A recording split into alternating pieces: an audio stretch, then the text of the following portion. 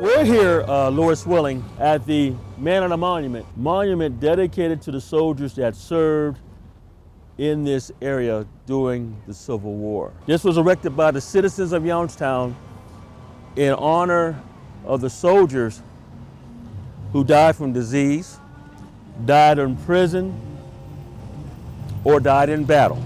The first names they had up here were only white soldiers. This man, Private Jacob Nixon Robinson, was added later in 2000. The first black American soldier from the Civil War to be added to this monument after the 1870s.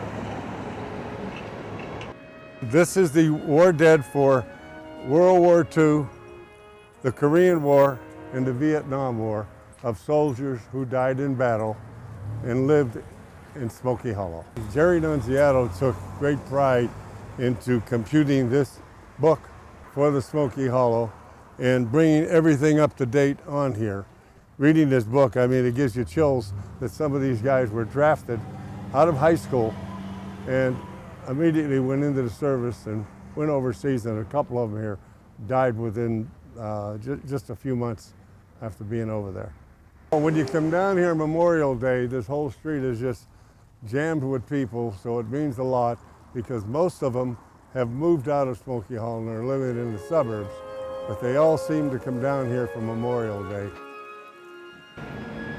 Here is the heroes of Vietnam, the names of the soldiers who were killed in action during the Vietnam period.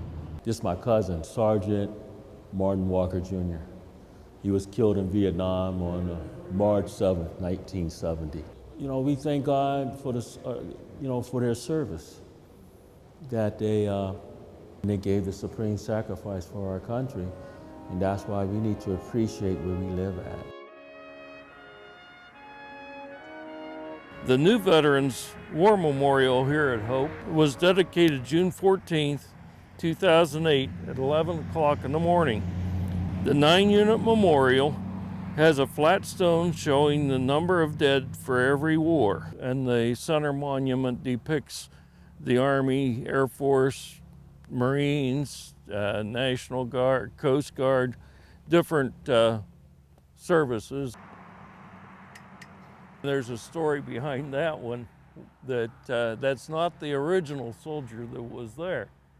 At one point in time, a bunch of kids were drinking, and one of them tried to climb up and give the soldier a drink of beer, and knocked it over and broke the bill off the cap. That one is up here just over the hill. He's standing next to a mausoleum up there now, and this one replaced that. And that's been a long time ago that happened, but it's a little bit of a story. There's a lot of history here, but this was done because the service people think a lot of the ones that have gone before them.